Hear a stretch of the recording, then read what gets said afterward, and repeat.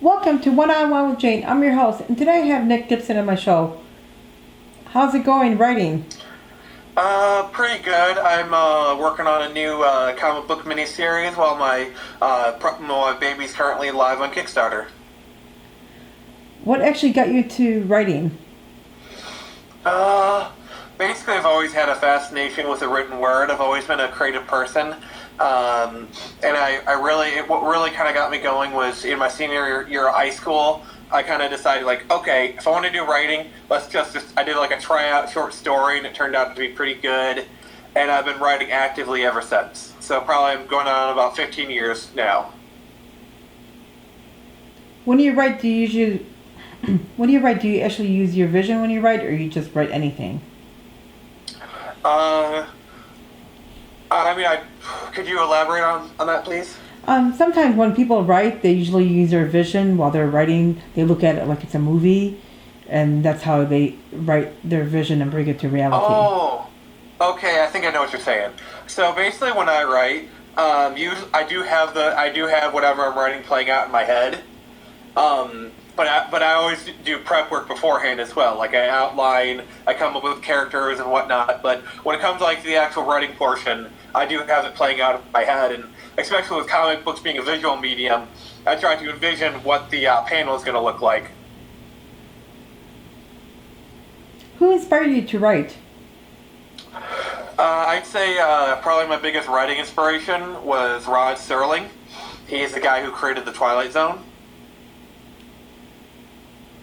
Well, now that you go grocery shopping with, know what's going on in this world of lockdown, it feels like it is a twilight zone when I'm going grocery shopping.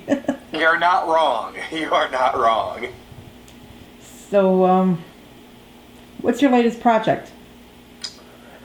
Well, the latest project is a thing called Eco Ray. It's basically a combination Iron Man, Aquaman type story.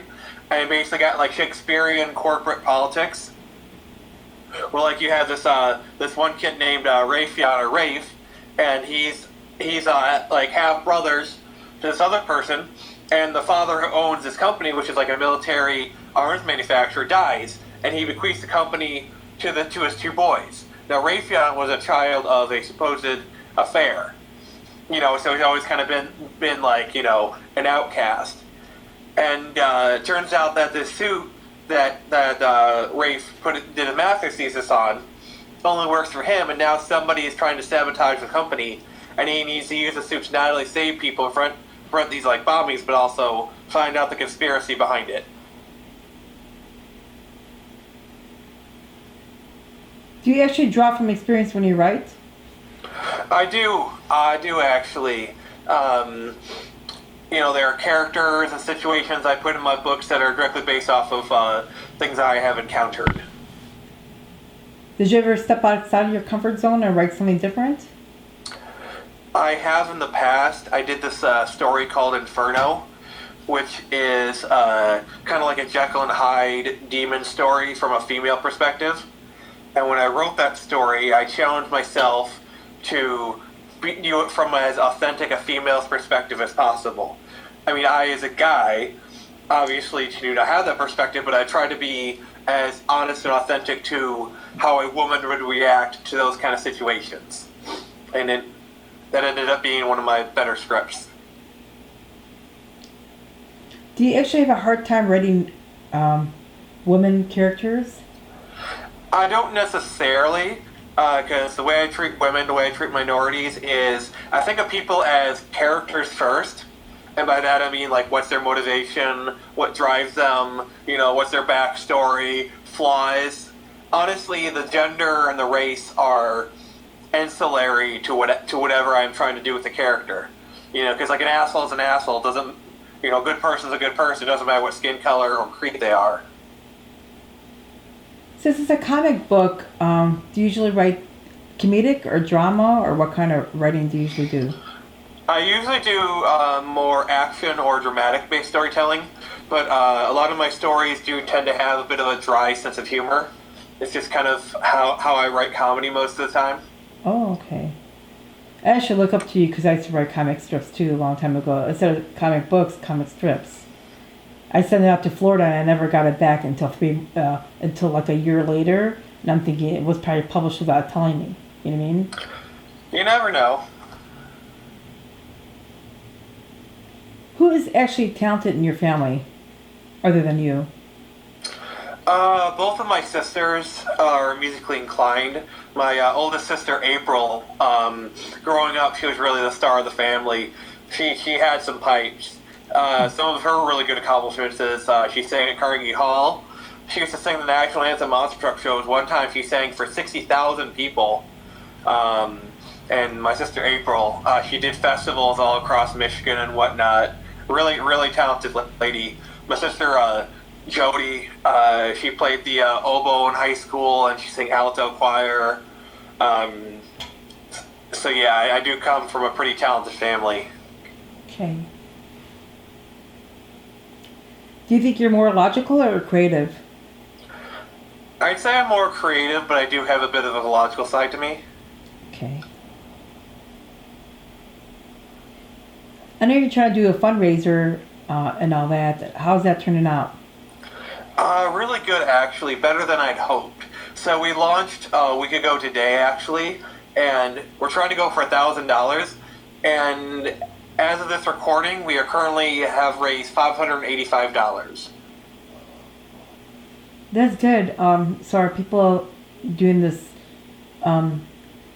If social media is working, that's good because nowadays with the quarantine and everything, it's kind of hard to get people to try to invest. You know what I mean? Oh yeah. Times are hard for a lot of people. I realize that.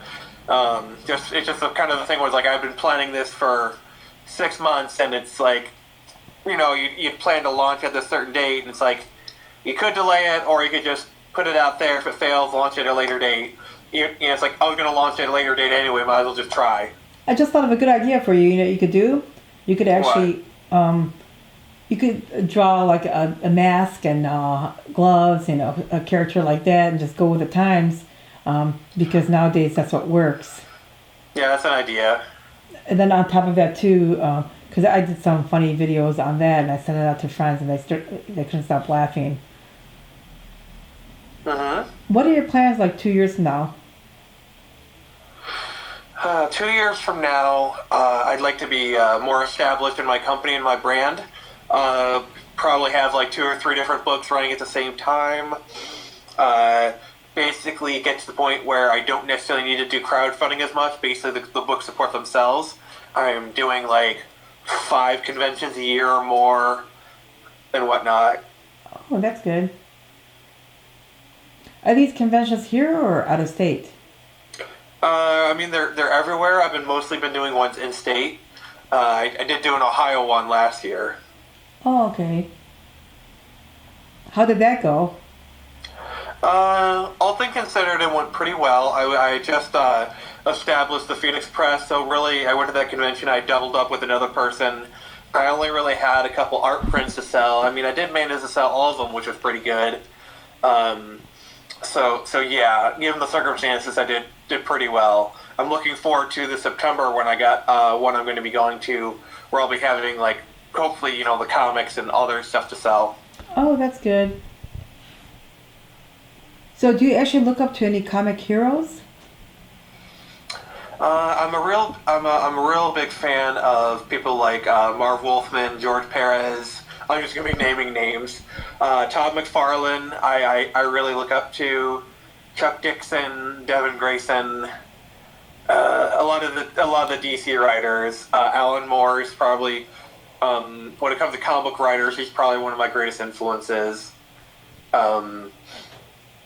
There's others, but I can't really think of them at the moment. It's okay.